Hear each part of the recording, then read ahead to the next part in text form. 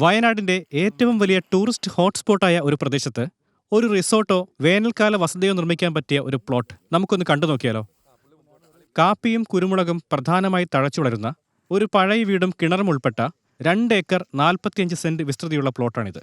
അതും 100 മീറ്ററിലധികം ടാറിട്ട റോഡോടുകൂടിയുള്ള ഫ്രണ്ടേജ് ഉള്ള പ്ലോട്ട്.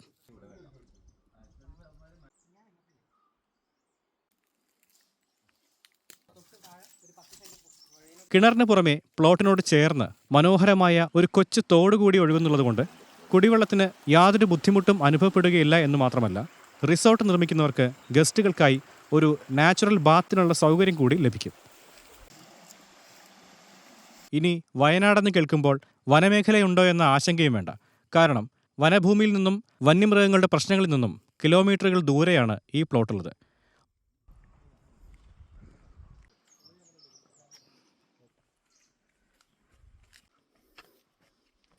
വൈത്തിരി തരുവണ റോഡിൽ തരിയോട് 8-ാം മൈൽ ചർച്ചിന് സമീപം നിർമ്മല ഹൈസ്കൂളിൽ നിന്നും വെറും 100 മീറ്റർ ദൂരെയാണ് ഈ പ്ലോട്ടുള്ളത്. പ്ലോട്ടിൽ നിന്നും 5 കിലോമീറ്റർ ദൂരെയായി ഇന്ത്യയിലെ ഏറ്റവും വലിയ എർത്ത് ഡാമായ ബാണാസുര സാഗർ ഡാം സ്ഥിതി ചെയ്യുന്നു. മെയിൻ റോഡുമായി വളരെ ചേർന്ന് കിടക്കുന്ന ഈ ഒരു പ്ലോട്ടിന് സെന്റിന് 65,000 രൂപയാണ് സെല്ലിംഗ് പ്രൈസ്. ഇൻട്രസ്റ്റഡ് ആയവർക്ക് ഈ നമ്പറിൽ കോൺടാക്ട് ചെയ്യാം.